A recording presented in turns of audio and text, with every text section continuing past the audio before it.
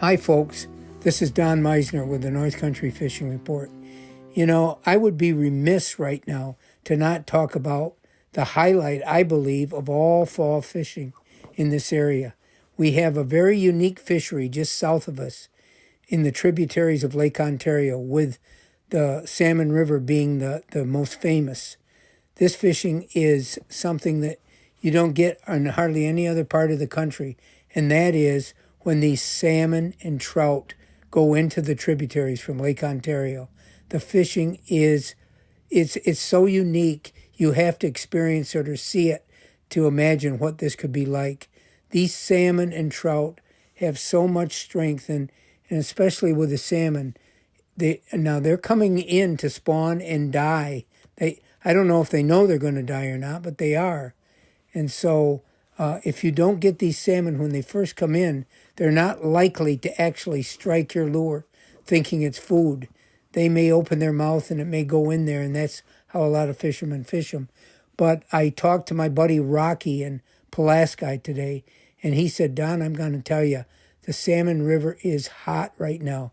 There's a huge number of steelhead that have come into the Salmon River right now to feed on all the debris from the salmon. So this is a really glorious time there. If you've never done this before, it's worth it to try it. It'd be as unique for you as some of these people in other countries that are flocking to this area to have a chance to catch one of these huge, powerful salmonoids. And the thing of it is, you know, when people talk about success, a lot of real fishermen, they aren't talking about fish landed.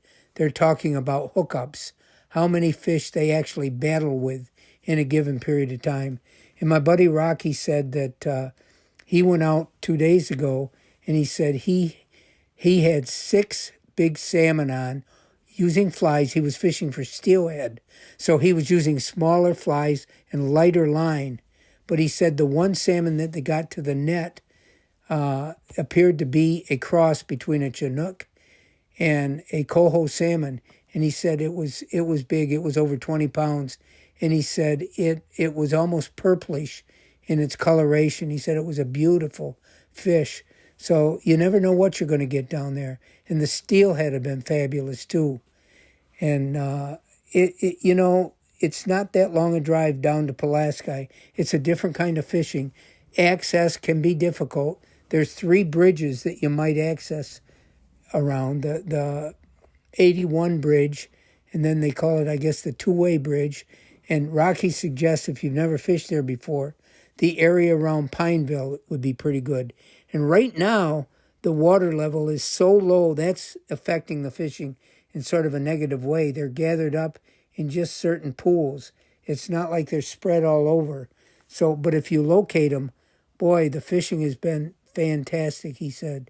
And if you've never hooked a 20-pound fish in a little river like this and had it literally take a hold of you and sort of try to pull you down the river, you've never experienced this type of exciting fishing.